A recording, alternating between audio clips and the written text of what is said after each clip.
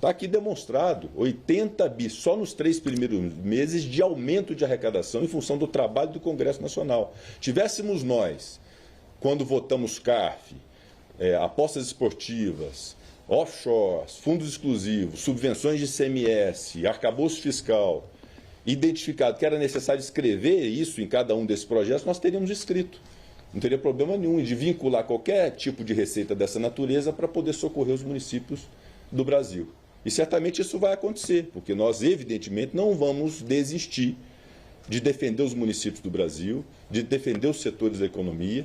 Aliás, o que o Brasil precisa, de fato, nesse instante, já que se invoca tanto essa questão de responsabilidade fiscal, nessa petição que parece muito catastrófica da Advocacia Geral da União, como se a desoneração da folha fosse o grande mal do país, que os municípios brasileiros fossem a grande razão do problema, é preciso, então, ter uma ampla discussão sobre, agora, gasto público e corte de gasto por parte do governo federal. Qual a proposta do governo, além de arrecadar, qual é a proposta de corte de gasto para poder equilibrar as contas?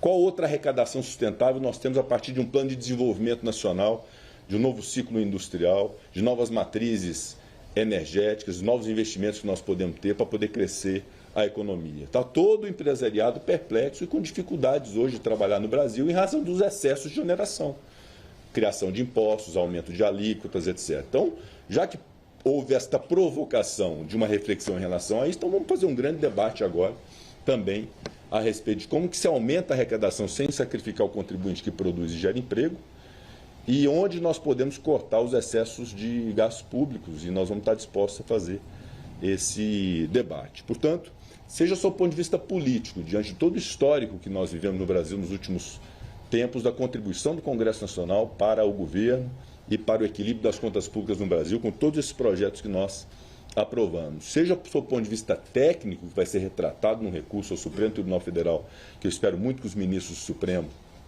tenham a sensibilidade de compreender que não há o descumprimento apontado pela AGU nessa petição, nós temos muita convicção de que o trabalho que foi feito, além de ter um bom mérito em relação a setores econômicos que precisam desse estímulo e para municípios brasileiros que também precisam desse estímulo, nós temos também do nosso lado o aspecto não só político, mas também o aspecto técnico de improcedência dessa ação direta de inconstitucionalidade. Portanto, é essa exposição que eu gostaria de fazer em nome do Senado Federal, justamente para que possamos construir um bom caminho de entendimento entre o Poder Executivo e o Poder Legislativo dentro de um mesmo propósito. Queremos gastar bem, gastar com justiça, ter arrecadação sustentável, mas não podemos distorcer uma realidade. E tampouco podemos atribuir a responsabilidade de problemas fiscais do Brasil, depois de tudo que nós fizemos e dos números de arrecadação do Brasil, a pequenos municípios brasileiros ou a setores que estão empregando muito mais do que outros e que precisam ter o apoio mínimo do governo federal para manterem bem as suas atividades. Você conversou com outros ministros do Supremo já? Não conversei com nenhum ministro do Supremo sobre esse assunto. Presidente, nós vamos peticionar, vamos fazer o agravo. Em relação a isso, é muito importante dizer que a nossa posição é uma posição de antagonismo, neste caso, em relação ao governo federal. A parte é o governo federal, a Advocacia Geral da União, e nós estamos, do outro lado, tentando demonstrar as nossas razões.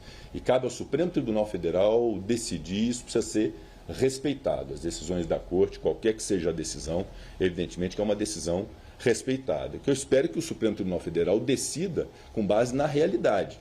Se invocou um descumprimento do artigo 113 no processo legislativo, que não foi descumprido. Isso está documentado e demonstrado, que há estimativa orçamentária e financeira apresentada com os números do que representa tanto a prorrogação dos 17 setores, quanto a desoneração e a redução de alíquota para os municípios. Então, por esse fundamento, não há de se prosperar a ação direta de inconstitucionalidade. Então, é uma questão jurídica que nós vamos tratar no âmbito do Supremo Tribunal Federal. No Supremo, nós não podemos politizar. É estritamente jurídico, ficará a cargo da nossa Advocacia Geral do Senado, como a Câmara também deve fazê-lo, justamente para que a gente possa, no Supremo, trazer a questão para o prisma exclusivamente técnico e jurídico. Presidente, eu queria entender por que vocês não esperam a decisão do plenário, por que já entrar com esse agravo hoje? Porque, infelizmente, no regime jurídico atual do Brasil, uma decisão monocrática de um ministro do Supremo Tribunal Federal já faz surtir efeito imediato para os municípios brasileiros. Então, se já surte o efeito, há uma obrigatoriedade imediata também de que possamos fazer o recurso próprio para análise dos ministros. Então, a razão de ser é essa. Nós fizemos uma proposta de emenda à Constituição, já aprovada no Senado relativamente a esse tema, mas que não vem ao caso aqui dizer, mas a razão de ser é essa. A partir do momento que é uma decisão que já surte efeito imediato, acolhendo a pretensão do governo federal, nos cabe poder fazer o recurso próprio, não só para o próprio ministro relator, o ministro Cristiano Zanin, porque, eventualmente, no caso de agravo, cabe o juízo de retratação, mas também para os demais ministros, para estabelecer a clareza dessa premissa que não está clara na petição da AGU. Muito ao contrário, obscureceu o que é a realidade. Nós cumprimos o artigo 113 da ADCT de forma muito clara, há um trecho, inclusive, do voto do relator, quando foi aprovado esse projeto de lei no Senado Federal, e que ele fala do impacto financeiro, do impacto orçamentário, em estrito cumprimento do artigo 113 da ADCT. Então é essa reposição da verdade e da clareza que nós queremos fazer ao Supremo Tribunal Federal. Presidente, do ponto de vista jurídico, o senhor vai entrar com a ação, o Senado vai entrar. E do ponto de vista político, o senhor falou que está disposto a abrir alguns debates, como o corte de gastos, mas efetivamente os senhores vão apresentar algum tipo de proposição, algum tipo de comissão? O que efetivamente será feito do ponto de vista político, até caso o recurso no Senado, no STF não seja acolhido? Eu acho que nesse momento nós temos um problema para hoje, é uma questão jurídica de uma decisão judicial que já surte efeitos, nós temos que preparar o recurso para poder pontuar nossas razões ao Supremo Tribunal Federal, e o desenrolar político desse, na verdade, ele tem uma essência, que é o compromisso com o desenvolvimento da economia do Brasil e com a geração de empregos, que passa, inclusive, como pilar na manutenção da estabilidade da segurança jurídica e da previsibilidade dada pelo projeto de lei do senador Efraim, que é de garantir a 17 setores da economia, que são muito mais empregadores do que outros, um método de pagamento previdenciário mais justo para poder manter esses empregos. E, igualmente, a compreensão de que os municípios brasileiros passam por muitas dificuldades em razão de um pacto federativo muito injusto, que onera muito os municípios e concentra muita riqueza na União, e que esta forma de uma nova alíquota para o regime previdenciário significa, inclusive, a adimplência, a possibilidade de adimplência, que significa, inclusive, a arrecadação para a União. Então, é a nossa lógica de poder fazer o que é bom para o Brasil. E nós temos absoluta convicção, e isso foi externado, inclusive, pela grande maioria da votação, tanto na Câmara do Senado e na própria derrubada do veto, em relação a esse tema, que a desoneração dos 17 setores até 2027 e essa redução de alíquota para os municípios, ela é fundamental para o desenvolvimento do país. Eu queria fazer mais uma pergunta política, a gente está ao vivo na CNN, só para frisar. O senhor, na própria abertura, falou um pouco do momento em que isso está acontecendo, que é um momento delicado para o governo. A gente viu todos os embates da semana em relação à sessão do Congresso.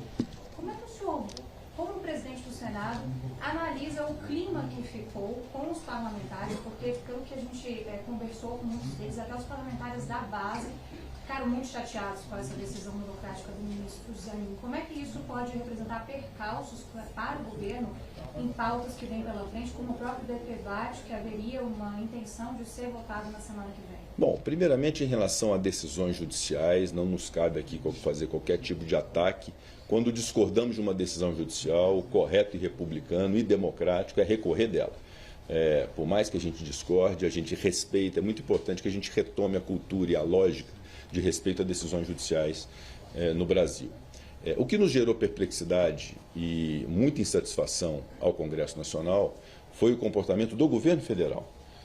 Por que precipitar uma ação dessa natureza que acaba fomentando o fenômeno que nós queremos evitar no Brasil, que é a da judicialização da política, quando nós estamos discutindo justamente nessa semana, adiamento de sessão do Congresso Nacional, votação de um projeto de lei do DPVAT, resolvemos uma etapa importante da questão do PERSE, vamos aprovar agora na próxima semana no Senado Federal. Há um projeto de lei, ou seja, a própria existência de um projeto de lei depois de uma medida provisória de autoria do governo relativamente à desoneração já é a maior demonstração de que não há inconstitucionalidade. O próprio governo aceitou discutir por medida provisória e projeto de lei o tema. Então, sem que isso se exaurisse, do ponto de vista político, do diálogo, criar uma celeuma dessa, uma instabilidade para municípios, uma instabilidade para a economia de setores altamente empregadores, é realmente estranho de compreender, né? Difícil de compreender em razão da sua estranheza. Então, realmente, foi uma ação precipitada, descontextualizada, fora do momento, e nada impede, eu não quero aqui privar ninguém do direito que é sagrado e constitucional de peticionar e de ter acesso à justiça. Todos os têm, mas quando nós estamos lidando com política, em que envolve poder executivo, poder legislativo, necessidade de base de apoio, é preciso exaurir a discussão política, e só quando ela estiver definida que não há nenhum tipo de alternativa é que se então recorre à justiça. E não foi esse o caso, foi realmente uma precipitação muito infeliz do governo federal num tema que só se resolve através de um diálogo e da compreensão também sobre as premissas que eu busquei assentar aqui nesse meu pronunciamento. O papel que o Congresso Nacional exerceu em favor do governo federal ao longo desse tempo, com inúmeros projetos que redundaram, repito, no aumento de arrecadação em relação ao mesmo período do ano passado, de quase 80 bilhões de reais, no aumento de mais de 8% de arrecadação. Não é possível que não se caiba